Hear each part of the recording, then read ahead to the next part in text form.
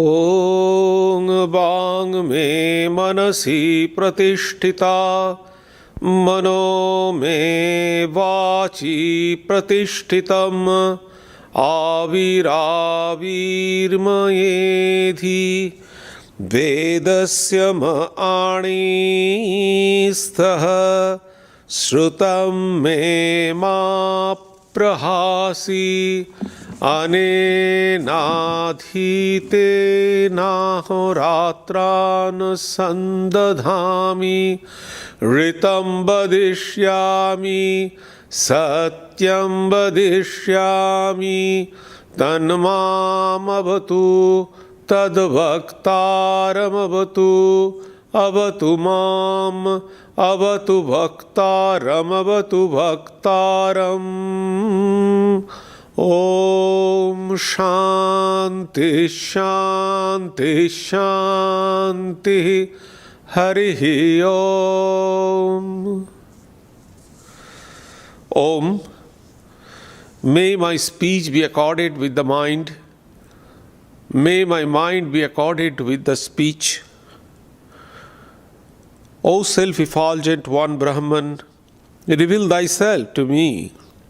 May you both, speech and mind, be the carriers of the highest truth to me. May not all that I have heard depart from me.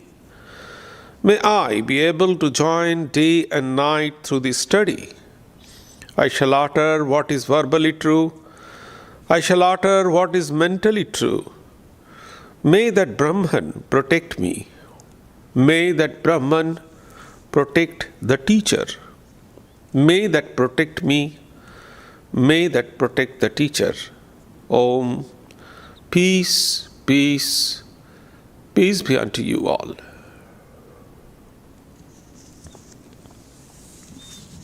Good morning. Sorry.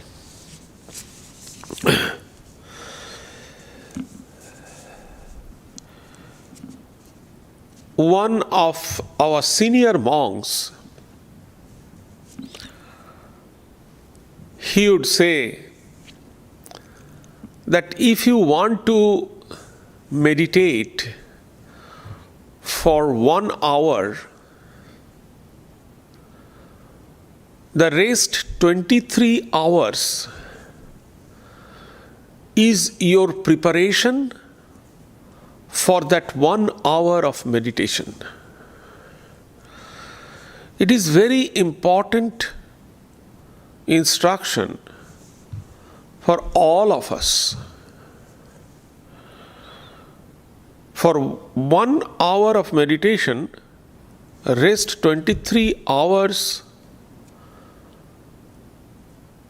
would be the preparation for that 1 hour of meditation. Now, what does it mean by preparation?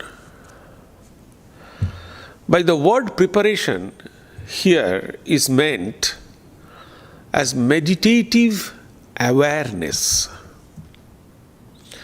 So, we have to maintain a meditative awareness throughout the day, rather throughout our life. We meditate for 1 hour or 2 hours, but we have to maintain, most important part is this, we have to maintain a meditative awareness throughout our life. What is meditative awareness?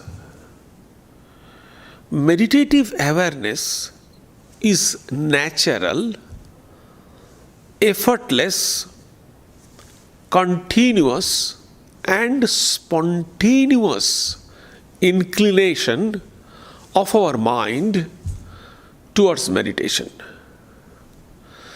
It must be natural. It must be effortless. It will come natural way. It should be natural, effortless, continuous, a continuous flow of meditative awareness and spontaneous. So this kind of meditative awareness we have to maintain throughout of our life. Then only our spiritual life will be fruitful and fulfilled. Meditative awareness can be maintained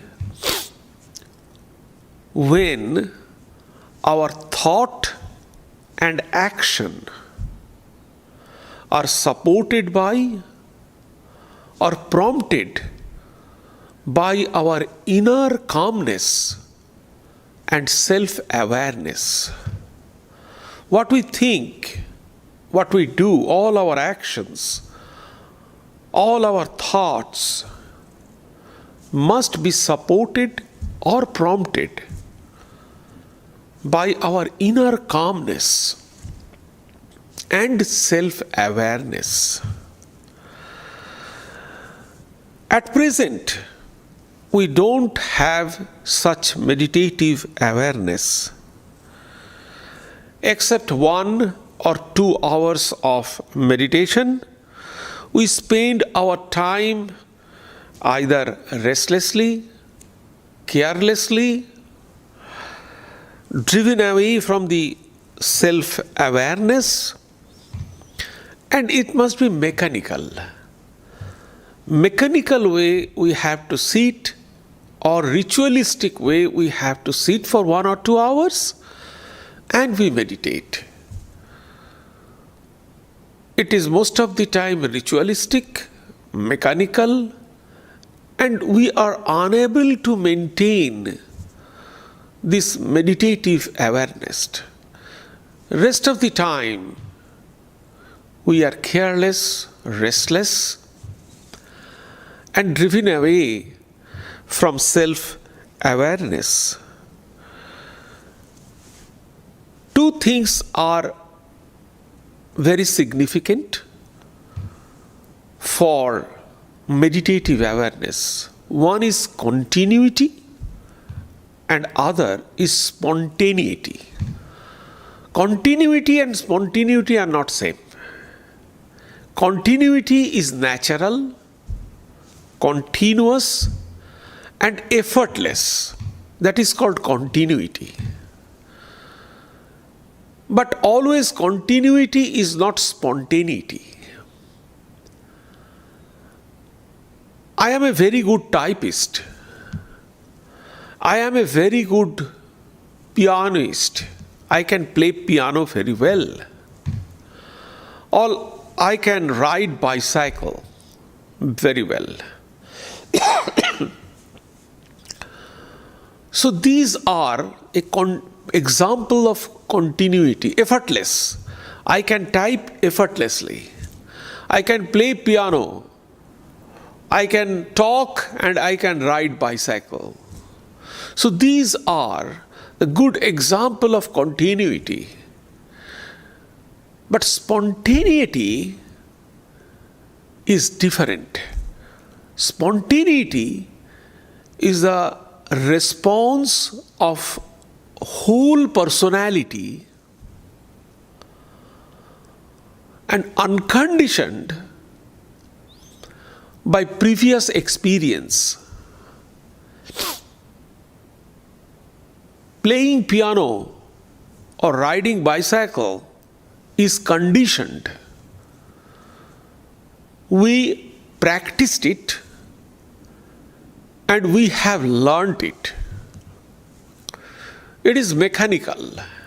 It is conditioned by our experience. We can talk and we can type. We can talk, we can piano. And it is not our total response. We can talk, we can ride bicycle. So it is not our total response of our personality. So spontaneity is the total response of our personality, unconditioned by any prior experience. As for example, if you see a child is toddling and about to fall down, immediately you try to catch hold of that child. So this response, this is a total response, unconditioned, your prior experience. So it is an instant reflection. That is called spontaneity. Or you saw a person is asking for some help at the roadside. You become so compassionate that you stop your car and you try to help that person. So this is an instant, total response and unconditioned by our prior experience. So it is not mechanical.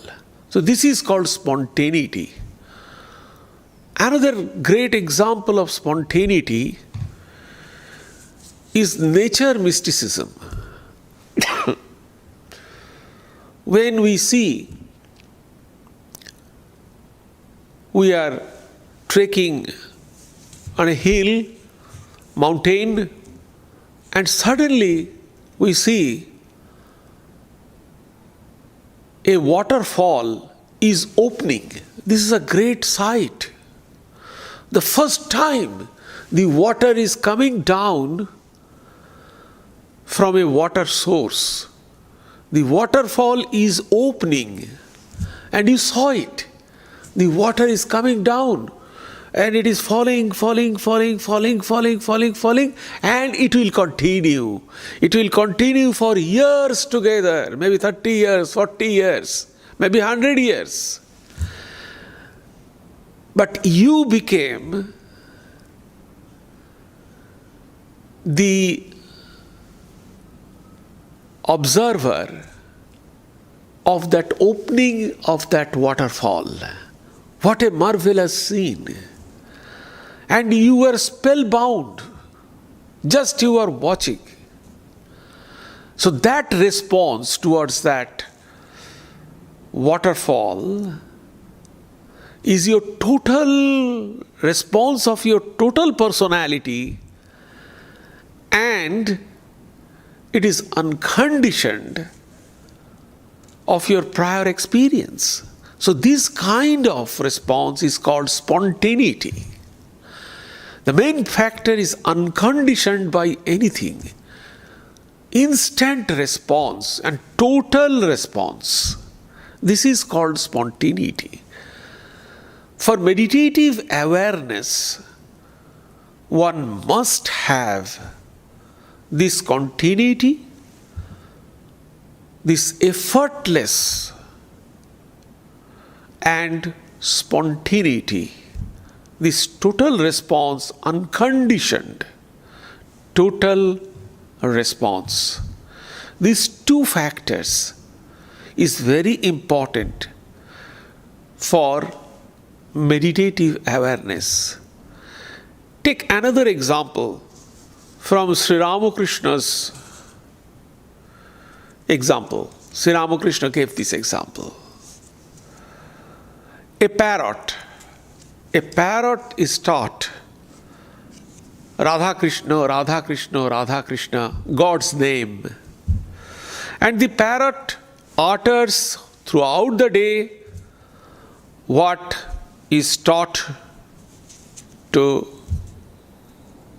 that parrot. So throughout the day it utters Radha Krishna, Radha Krishna, Radha Krishna, Radha Krishna. But suddenly one day a cat catches the parrot, and then the parrot shouts like "kah, kah, kah, kah" in his own original tone. it forgets the Radha Krishna word and it shouts like ta ta ta ta. So this is not continuity. It has not continuity and it is not spontaneous. So continuous and spontaneous, it is not like that, because in a challenging situation, it returned to its original thing. But those who have maintained or who is maintaining meditative awareness in any challenge, they will not return to the original state. So it is spontaneous, coming from within, and it is continuous. So these are the two important significance of meditative awareness. Actually, meditative life is a life of joy. It is a life of joy, fulfillment and blessedness. Once Swami Vivekananda said that he had not seen any yogi in his life who had any crooked mark on his face or whose voice is very shrill. He never saw such kind of yogi. So it changes. It is a joy. If you see those who have correct meditation, those who are following correct meditation process, and those who find joy in meditation, if you see them, you can find a blissful attitude. Always a beautiful peace reflects from their face. So meditative life is a very peaceful, spontaneous, natural, integral life. But the question is it possible to make spiritual life free, fresh? Meditative life is a very free and fresh. If you find a person who is meditating properly, you can find he is always free and fresh. So meditative life is a free, fresh, natural, spontaneous, integrated life. So is it possible to maintain this meditative life throughout our life? Yes, it is possible. Only when we can integrate our personality and connect it with ourselves. This is the secret. We have to integrate our personality and connect it with ourselves. Meditation is an attempt to rise from lower consciousness to the higher consciousness. What is that? Meditation is a process of pulling from lower consciousness to higher consciousness. It is a travel from lower consciousness to higher consciousness. Rather, it is a journey from lower consciousness to higher consciousness. What is that? What does it mean from lower consciousness to higher consciousness? According to Indian philosophy, an individual has different personalities. It is in vertical way, lower and higher. So the personality consists of 5 seeds. The basic or lower seeds is the food and basic need. It is very similar to the hierarchy need of Abraham Maslow's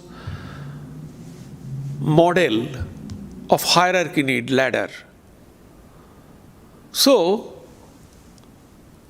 basic needs is food and shelter. It is basic need, we need that.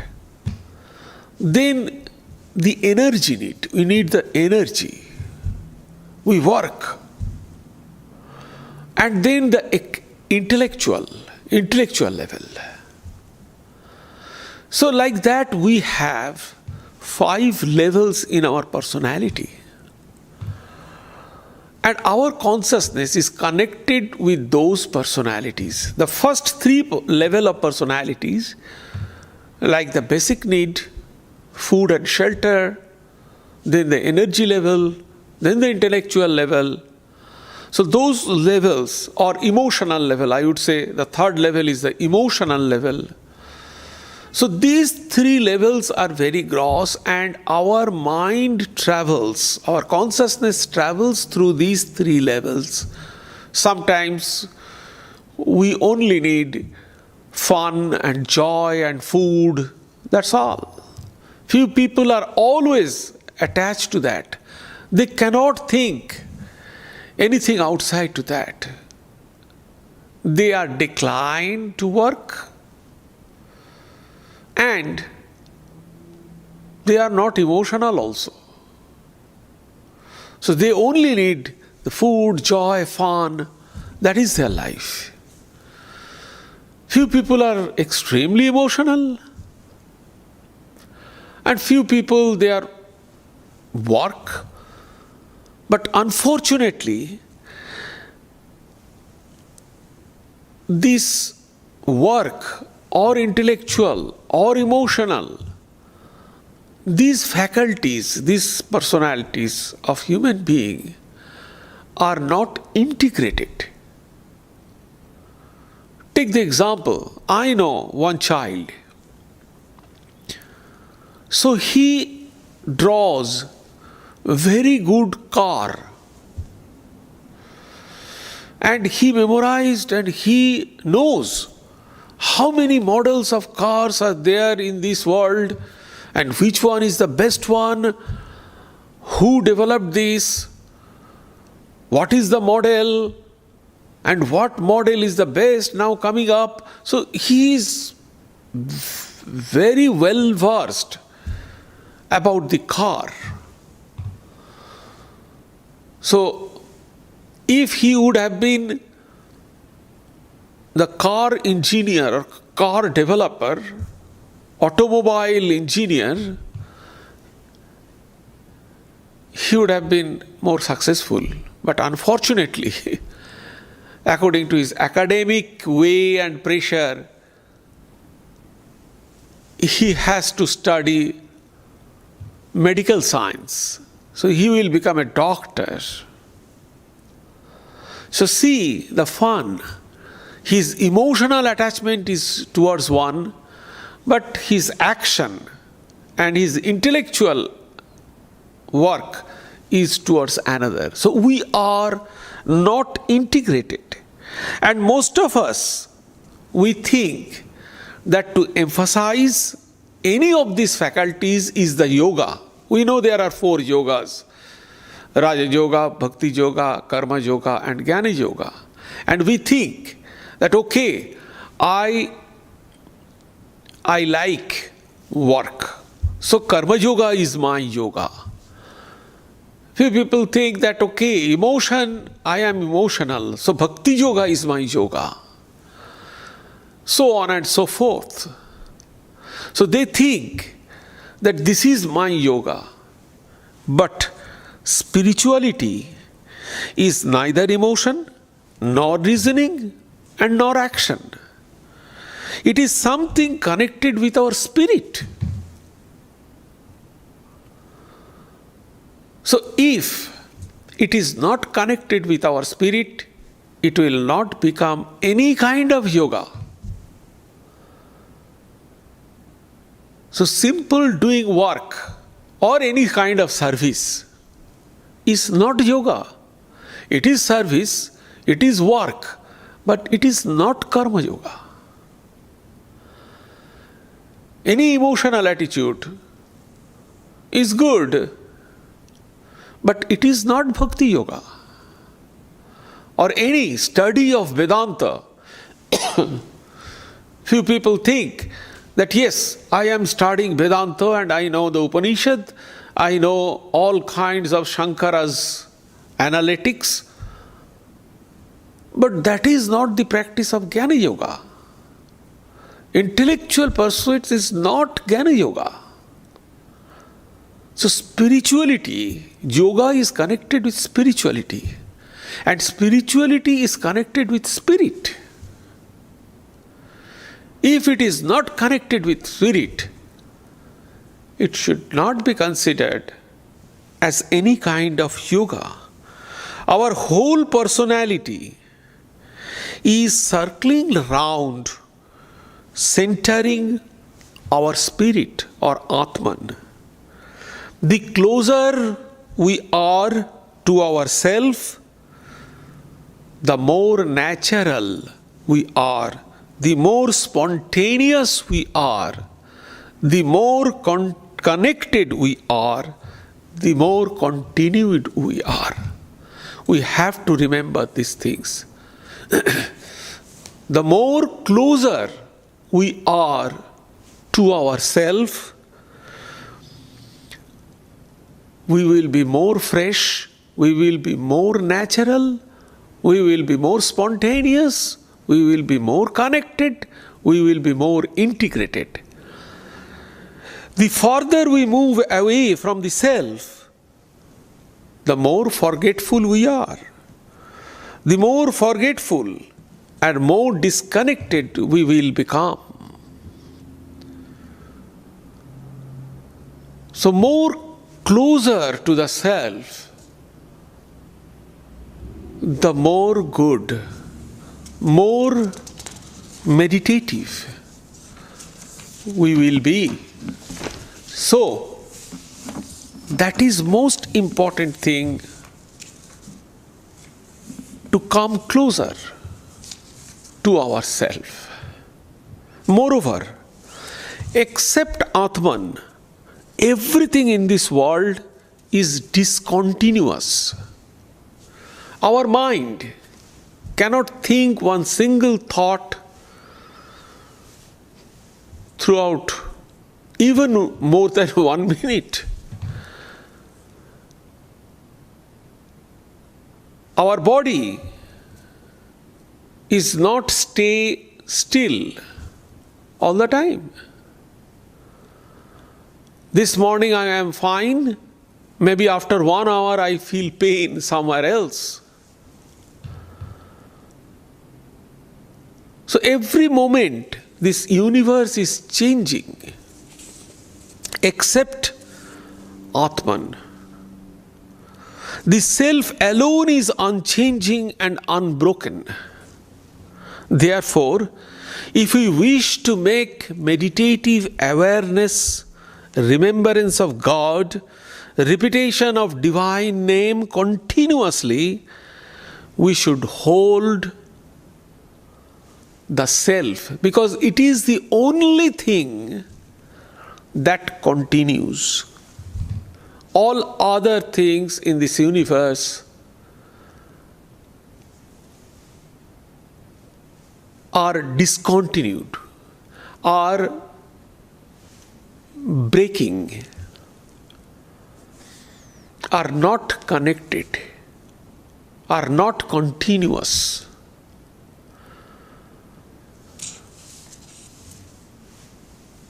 But the question is, we try to hold, we try to be connected with ourselves, we try to go closer to ourselves. But why? Always our mind goes outside and to this outward world. Repeatedly in all the Upanishads are advising us that try to hold, try to go inside, try to connect to yourself within.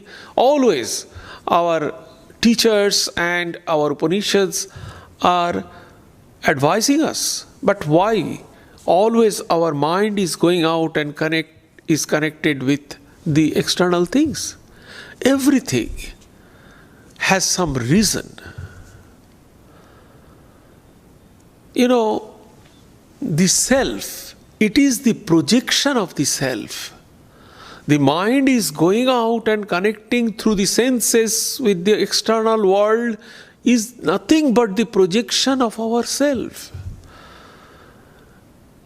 As the flint, as the flints come out from the fire, as the electric impulses rushes from a dynamo, exactly in the same way, the self comes out through the senses and connected with the external object as a knowledge, as a thought. And we do a lot of discoveries. Unless the self doesn't come out through the senses, there will be no any scientific discoveries. Our knowledge, our thought, only when the self comes through, projects itself through the senses to the external world, we do the discoveries. So, it has some significance. But the point is, this universe is oneness of existence. If there is a high tide in one side of a river, you must know there is a low tide in other side of the river. If there is a wave in the ocean in one side, you must know there is a whirlpool on the other part of the ocean.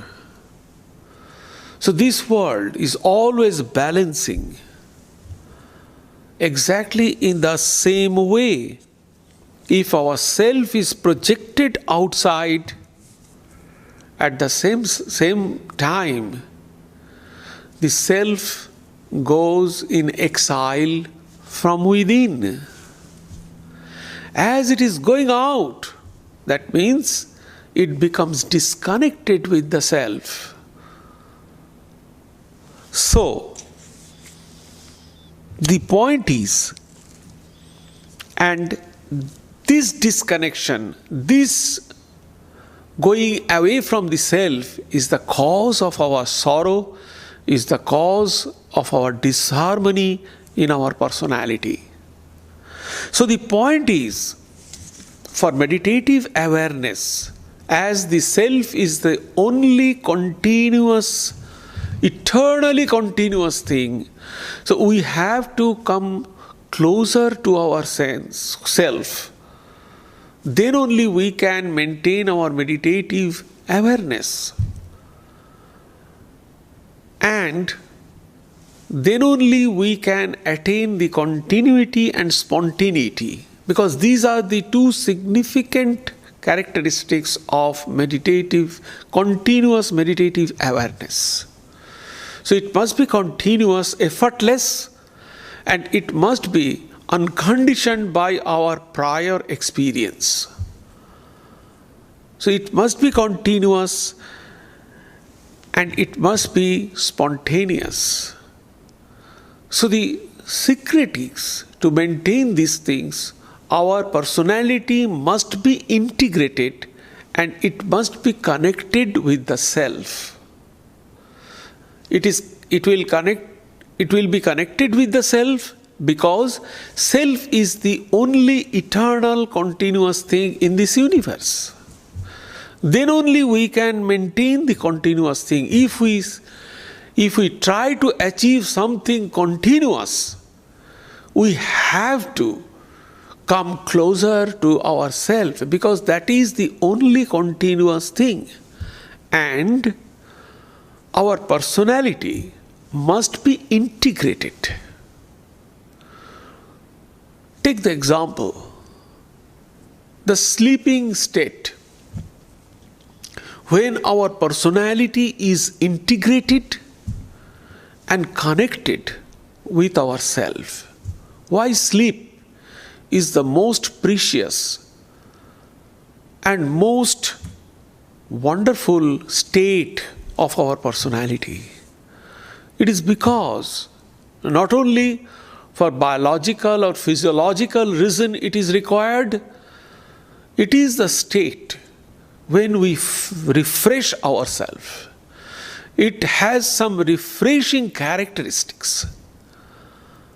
And not only for body and mind, but also of ourselves. We are completely free of worries and anxiety or stress in our sleep. It is because in our sleep we withdraw completely ourselves.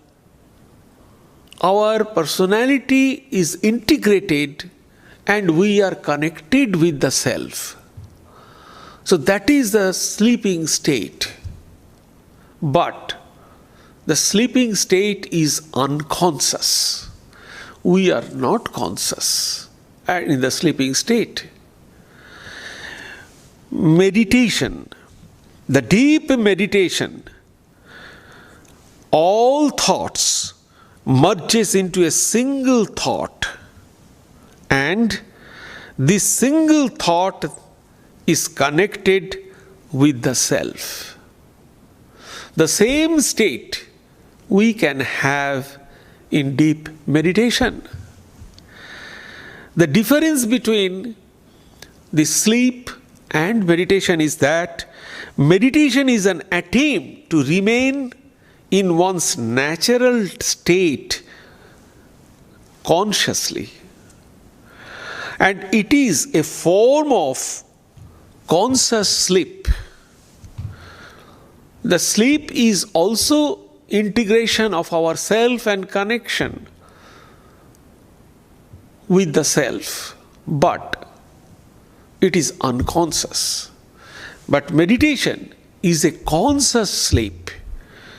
In deep meditation, our personalities are integrated and is connected. That single personality, then the connected, integrated one is connected with the self.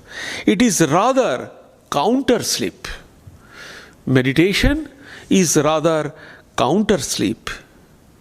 What is more important is to hold on the center of eye consciousness at all times, even while we engage in our various activities of our life. And it is not very tough thing. Hold that eye. We all have this eye consciousness. I know I am I, this feeling of I, the feeling of I-ness. We all have that kind of thing. But unfortunately, most of the time we forget that. When there is something of possession, when there is something for our self-aggrandization, when there is something, when we try to impose, then only we remember our I-ness. But other way, we always forget this I-ness. The important thing is that we have to remember or return to that I-ness. We love our I. The point is love more and always try to remember that I-ness. That is the important thing here we have to maintain. We feel our individually or I-ness. What we have to do is to keep this I anchored in our heart, what is the seat of the true self, and not allow it to wander too far away from this center. That is what we have to do. We have to always feel that I-ness is here. And that is the secret. So when we have, and it is nothing but practice and a feeling, develop a kind of feeling or practice. Sri Ramakrishna said this in different ways. He said, if we have a toothache, we always feel that throughout the day. We do all kinds of work, but at the same time, we feel throughout the day, yes, I have a toothache. Exactly the same way, this I consciousness. So this I-ness, the feeling of I, we just anchor in ourselves. And we should not allow it to wander too far away from that. And if so, we must return to that center. We should always be in a mood to return to our true center. This kind of self-remembrance makes remembrance of God and divine name and the meditative awareness throughout our life.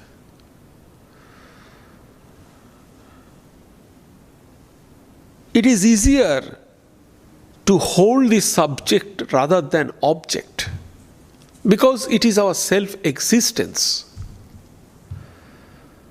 If you remember some kind of object, a beautiful dress or a beautiful house you have seen, it is difficult to remember that object. But it is easier to remember yourself because it is ever existing. And we have the I consciousness. I know I exist. So if we always remember this I consciousness, so we are connected with that and in integrated personalities. Because our object is one-pointed. Our personality will automatically integrate it. Why it is automatically, it will be integrated? It is because we are always thinking that I consciousness, that feeling of I, the feeling of I-ness. If you, in meditation, our whole personality is integrated. In different level, it integrated in a one point. Why? It is because we are thinking our whole energy is going to the one point. That's why we are integrated at that point of time.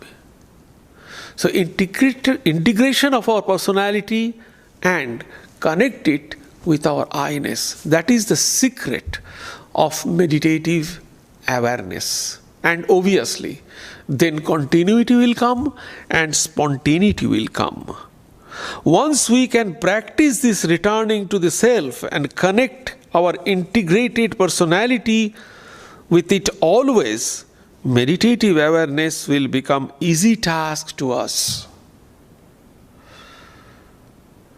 So then we can maintain our meditative awareness throughout the day, or rather throughout our life. And it is very important for having deeper meditation for 1 hour. If we want to meditate 1 hour, very good deep meditation, then the rest of the 23 hours is the preparation of that 1 hour. So we have to maintain this meditative awareness throughout our life. It should be continuous, it should be spontaneous. And only when it would be possible, when our integrated personality will be connected with ourself. And how to do it? This I-ness. Anchor this I-ness in the self. Try to keep alive this feeling of I-ness. Yes, I am. Don't go away from that. The more closer to that we are, the more continuous we will be. So that is the secret of meditative awareness. And if we can hold to that, there are some practical applications also. Sri Ramakrishna said, if you go towards east, automatically you will go far from the west. So if we can be more closer to ourselves, automatically we will become far from the worldly things. So this has a practical application. We can withdraw any time from the external things. Physically, we may be in the midst of so many chaos, but if we are connected with the self, we can withdraw ourselves and connect to the self. As Sri Krishna in Bhagavad Gita said, that yogis, in a crowded place, the yogis become silent and calm and quiet. That is the characteristics of yogi. Swami Vivekananda said, when he was traveling in the Bay Area, he used to take cable car from the Market Street of San Francisco. And the Market Street of San Francisco is the most crowded and very populated place. And he used to take the cable car to go from after his lecture to his home in the Tark state. So in Alameda, when he was delivering lecture on Raja Yoga in Tucker Hall in Alameda, he referred that. He said that I would call a person yogi who can meditate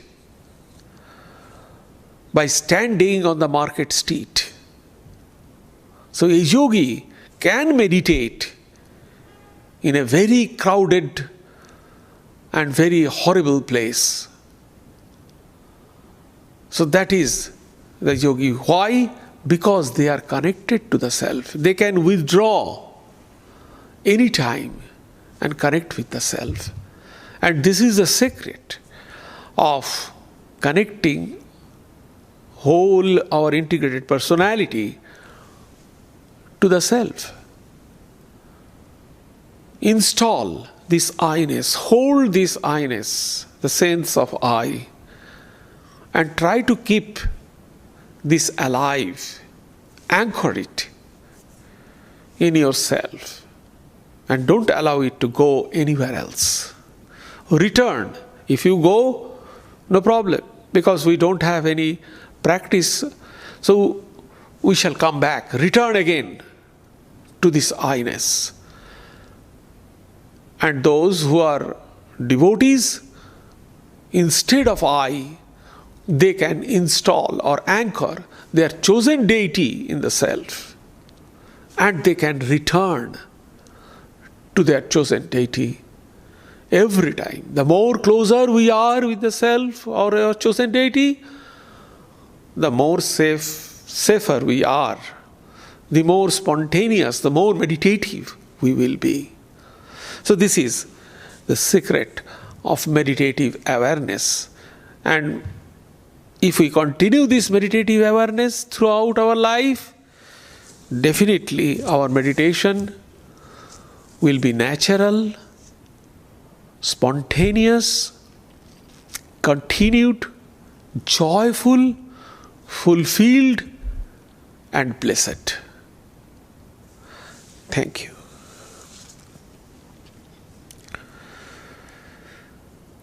Om Sarve Bhavantu Sukhinah Sarve Santu Niramaya Sarve Bhadrani Pashyantu Ma Kaschid Dukkham Apnuat Sarvastarotu Durgani Sarvo Bhadrani Pashyatu Sarva Sadbuddhim Apnotu Sarva Sarvatra Nandatu Durjana Sajjano Bhuyat Sajjana Shantim Apnuat Shantamuchyete Bandhebhyo Muktasyanyan Bimochayet.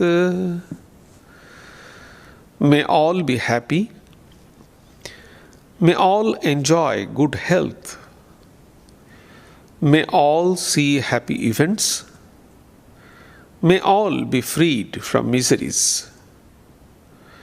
May all be freed from dangers. May all realize what is good. May all be actuated by noble thoughts.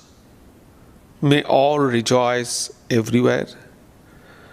May the wicked become virtuous. May the virtuous attain tranquility. May the tranquil be free from bondages. May the freed make others free. May the Supreme Spirit, the presiding deity of all sacred activities, be satisfied. For He being pleased, the whole universe feels satisfied. Om.